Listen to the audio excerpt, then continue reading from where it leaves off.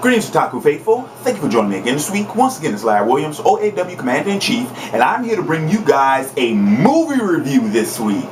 Right here on Otaku Assemble Weekly. And, surprise, wow, it's been a while since I've done a movie review. I think my last movie review, well, brand new movie review, I think was Dark Knight Rises. So yeah, it's been more than 6 months. Anywho, but I took a trip over to the local cinema earlier today to check out Oz the Great and Powerful. And so, like my other movie reviews in the past, I will be doing this review in 2 parts. First part will be completely spoiler-free for those of you all who have yet to see the film. And then the second part will contain spoilers. And in that portion, I'm just pretty much talking about things that I, just little tidbits and topics and subjects from the film that I want to talk about in more detail for those of you all who have seen the movie. So, first off, let's start this thing off with a brief synopsis of the film.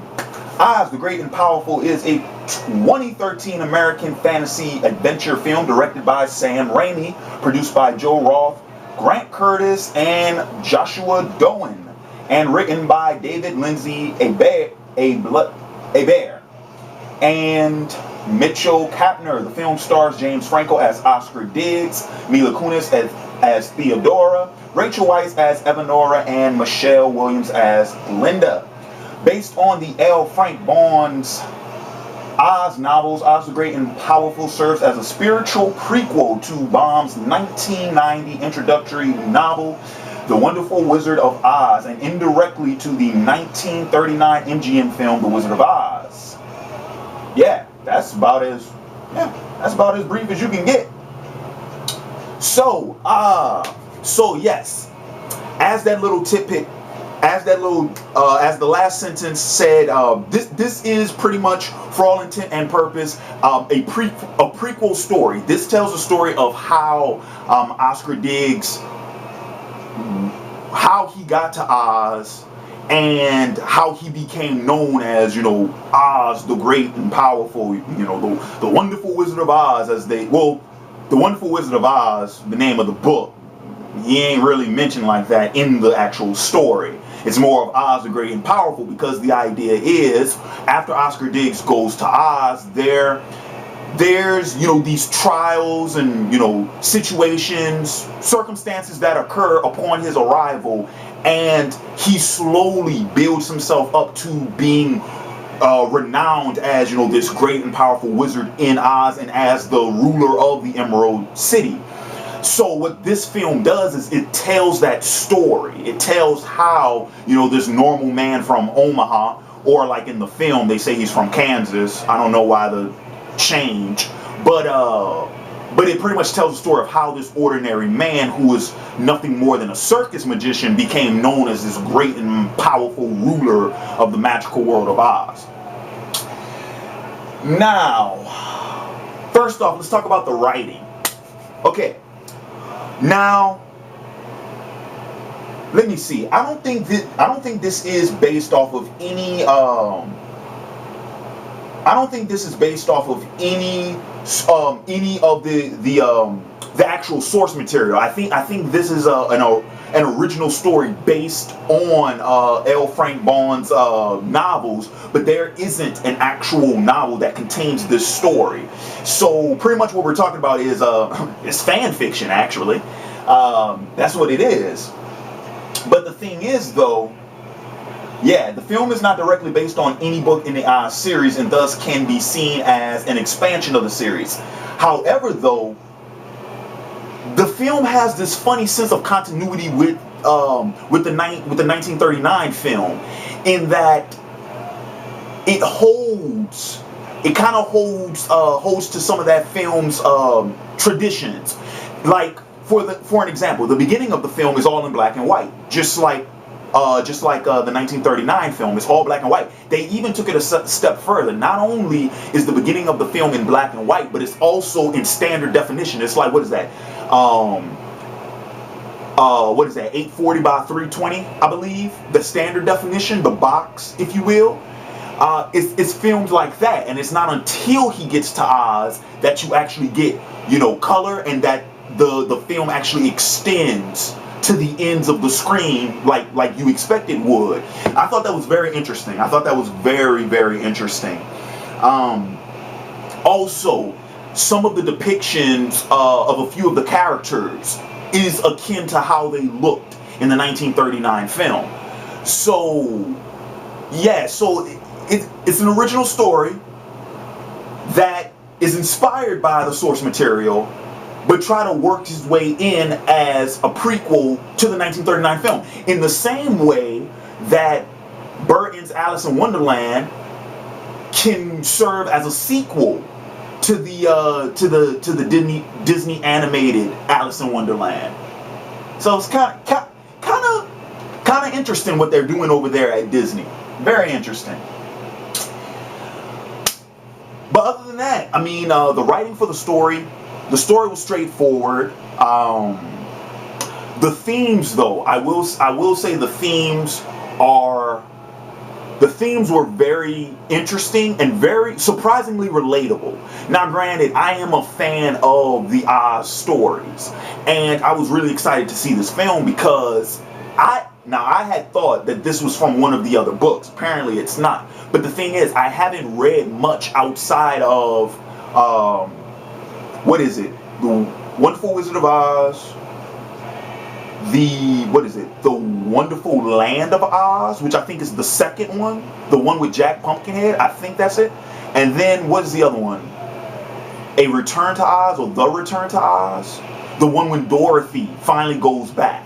That's like the third one in that succession. Outside of those books, I haven't really read anything else, and the Oz source material is vast. Mainly because there's so many other authors who started writing those stories also, because the Oz is in the public domain, which means that you can write about these characters and you can write about this land without having to deal with any type of copyright or anything. It's all within the public domain. And so there are legions upon legions of books with these characters. So I was very much interested because I'm already invested in the story. I was very much interested to see how this whole thing panned out, and I guess I just surprised myself that I would relate to the themes in this film more so than I expected. Mainly themes of self-worth. Themes of self-reflection and accomplishment, and self-identity, actually. All of those were touched upon in the film, and I'll go into more detail about that probably in the spoiler portion. I'll talk about that in more depth. But all those themes I actually related to, and they resonated with me, and I really appreciate the film for doing that. And now to segue into the characters, which let's segue into characters, and then from characters we'll segue into actual actors, or I'll talk about them simultaneously. The characters, all the characters I felt, the majority of characters I felt were actually written very well, and by extension of that, most of the acting was actually done really well, except for one wicked little character and one wicked little actress who I felt, in my personal opinion, this is just my personal opinion, I felt was an eyesore on the entire film. Every time she was on screen, I cringed, and it took me out of the film, and it hindered my viewing experience, because I felt like the character was written poorly in this film, and B, because I never have considered this actress any good. Mila Kunis. I'm talking about Mila Kunis. I've never been a fan of her work. In my personal opinion, she's only applicable to playing one type of character. She is not a versatile actress in my opinion. And what happens with her character in this film just the whole second half of the film, I'm sorry, she just completely threw me out of it. And that voice, I swear to God, is like nails on a fucking chalkboard. Jesus.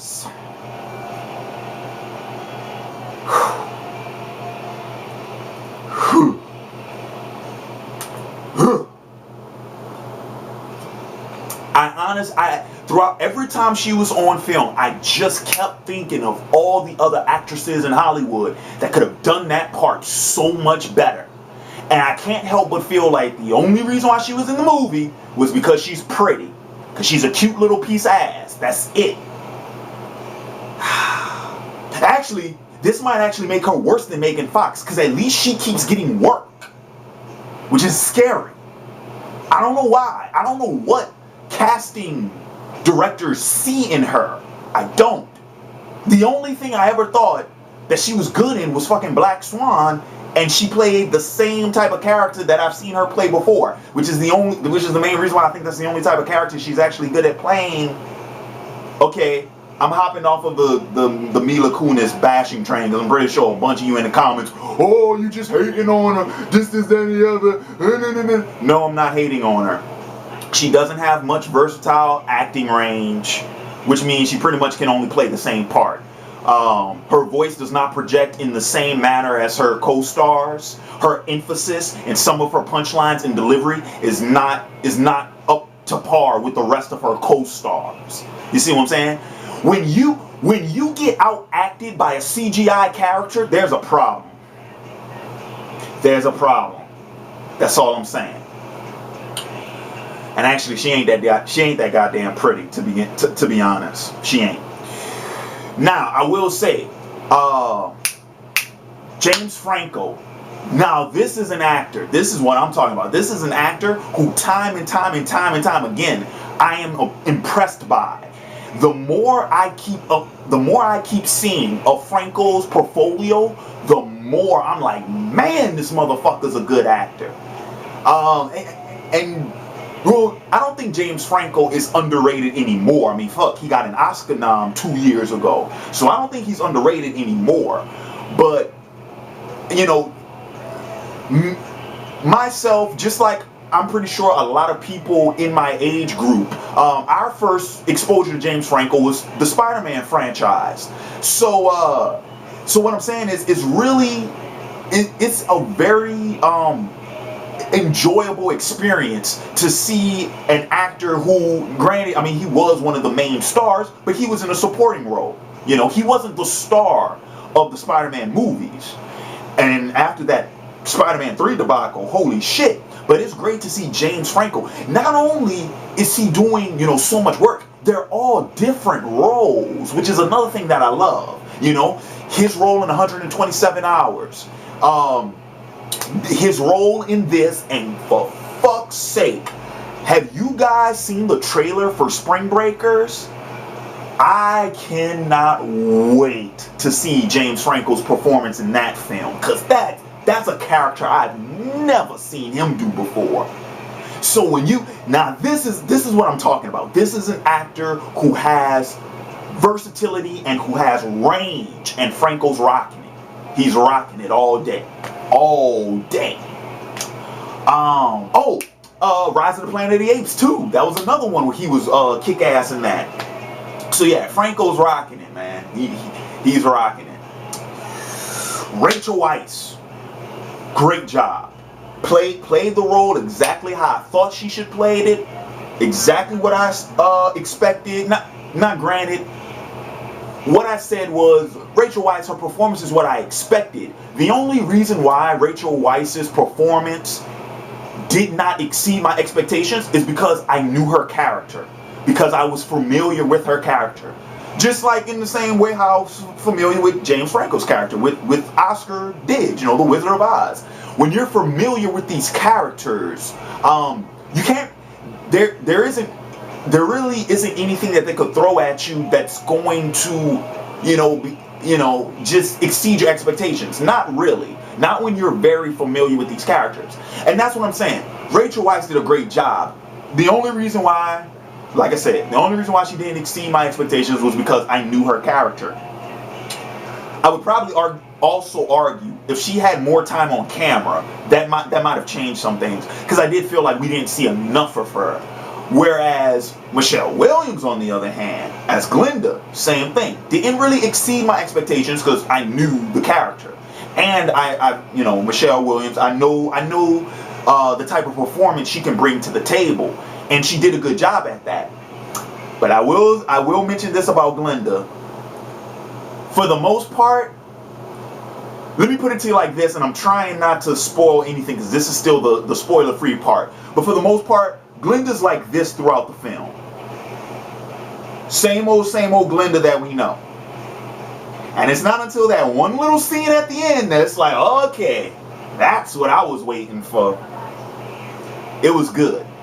But no, I'm actually gonna give the breakthrough performance in this film to. Let me find out who this actress is. Who did the voice for her? Joey King. Joey King. I am not familiar with this actress. I am not familiar with this actress. Huh. She played the young Talia in Dark Knight Rises. Oh, okay. Huh, isn't that funny? Oh, she was in Quarantine. I do remember her. Yeah, she was a little girl. Yeah. Anyway, Joey King, young actress. I'm giving her the breakthrough performance in this film because her voice acting as the little China girl, I'm sorry, that was the breakthrough performance. That was the performance that, in my opinion, exceeded all expectations and stole the show. Every time the little China girl was on screen, and every time I heard that voice, I'm curious if she's interested in voice acting after this, because she sold that. She did that. Perfect. It was perfect. And yeah, like I said, going back to my comments about Mila Kunis, when a CGI character outperforms you, there's a problem. That's all I'm saying. Breakthrough performance in this film, my opinion. Joey King, girl, you did it. Great job. And I'm actually going to be keeping an eye on you now, because you've won me over. You've won me over with that. All right, let's see. What are we going to now? We're going to special effects. They're fantastic. Matter of fact, I think they had the same set designer as Alice in Wonderland, as Burton's Alice in Wonderland. And of course, I mean, this guy's fantastic. When I heard it was going to be the same set designer, I knew what I was getting myself into. I knew what to expect. Fantastic work. The CGI was great. I loved what they did with the flying monkeys. They actually distinguished a difference between normal flying monkeys and the one that the Wicked Witch actually controls. They're more like flying apes and baboons than monkeys, which was cool, because every time I read the story, I always thought like, a flying monkey doesn't scare me. But if it was like a flying fucking baboon or a flying fucking silverback ape with giant bat wings, yeah, that would scare the shit out of me. And so I'm glad that they decided to interpret the characters like that. So yeah, special effects, the CGI characters were all done well in my opinion. Great, and like I said, little China girl, her entire CGI rendering, performance, her appearance, all top notch. Oh, and when we finally see the projection effect with Oz, I thought was great. Music, Danny Elfman. What else can I say? When I saw the opening credits and I saw music by Danny Elfman, I was like, oh, this is gonna be good. And the score was fucking fantastic. So to wrap up my spoiler-free portion of this review, I'm giving Oz, I would like to give it higher because I am a fan of the story, but like I said, Mila Kunis was such an eyesore, and she was the part of the movie that just really did not do it for me. And so for that, I'm going to have to give this film probably